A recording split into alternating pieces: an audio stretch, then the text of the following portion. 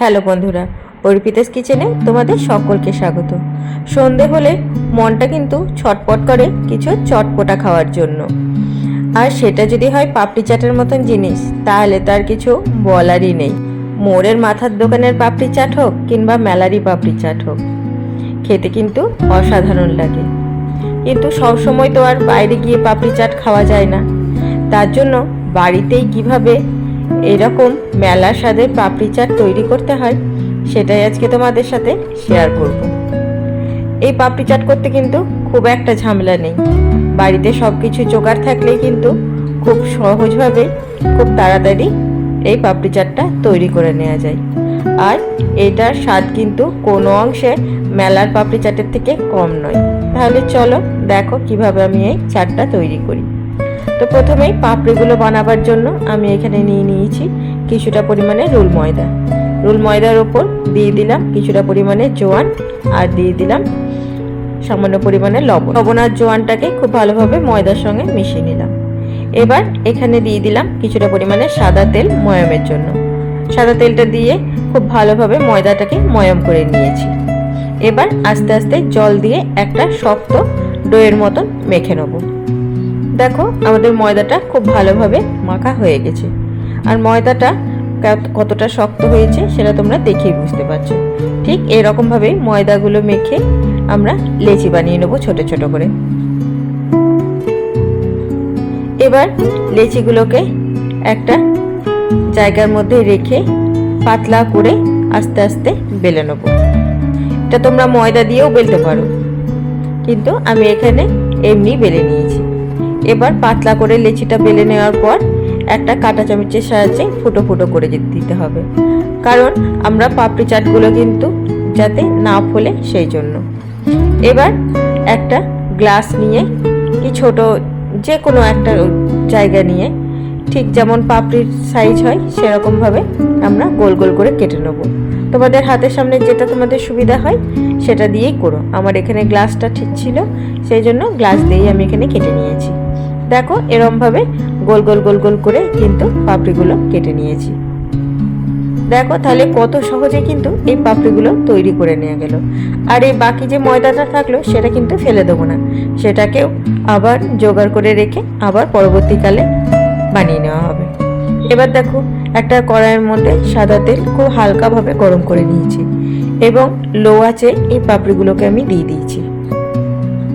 পাপড়িগুলোকে লো আঁচে প্রায় 10 থেকে 12 মিনিট আমরা ভাজবো।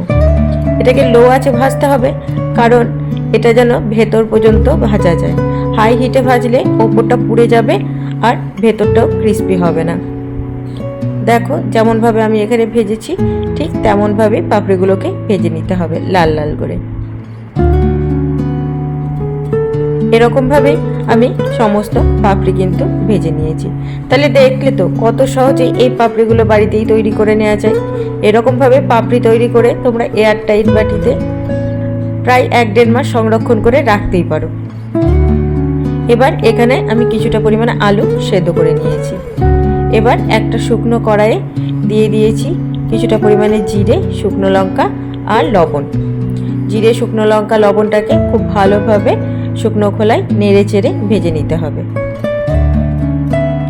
এবার একটা মিক্সির বাটিতে এই মশলাটাকে ঢেলে নিতে হবে, ঢেলে কিন্তু গুঁড়িয়ে নিতে হবে। এই মশলাটাকে এবার একটা বাটির মধ্যে নিয়ে এর মধ্যে দিয়ে দেবো কিছুটা পরিমাণে রেডিমেড চাট মশলা। এটাই কিন্তু পাপড়ি চাটের আসল মশলা, এতেই কিন্তু পাপড়ি চাটের স্বাদ দ্বিগুণ বেড়ে যায়। দেখো এখানে এবার আমরা নিয়ে নিয়েছি সেদ্ধ করা আলু, তেঁতুলের চাটনি, ভাজা মশলা, টক ফেটানো টক দই, ধনেপাতার চাটনি, আর স্যালাডের মধ্যে নিয়েছি গাজর, বিট, শসা কুচি আর কিছুটা পরিমাণে ঝুরি ভাজা। এবার একটা প্লেটের মধ্যে একটু ডেকোরেশন করে নিয়েছি যাতে দেখতে ভালো লাগে। এবার পাপড়িগুলো সাজিয়ে নিয়ে ওর মধ্যে দিয়ে দিলাম সেদ্ধ করে নেওয়া আলুগুলো। এরপরে দিয়ে দিলাম যে মশলাটা বানিয়ে রেখেছিলাম সেই মশলাটা। এই মশলাটাতেই কিন্তু পাপড়ি চাটের টেস্টটা কিন্তু দ্বিগুণ বাড়িয়ে দেবে। তোমরা কিন্তু অবশ্যই এরমভাবে মশলাটা দেওয়ার চেষ্টা করবে, তবে কিন্তু পাপড়ি চাটের স্বাদটা কিন্তু বেশি বেরোবে। এবার তোমাদের হাতের কাছে যত রকমের স্যালাডের জিনিস থাকবে, কেউ চাইলে পেঁয়াজ দিতে পারো। আমার কাছে গাজর, শসা, বিট এগুলো ছিল, আমি এগুলোই দিয়েছি।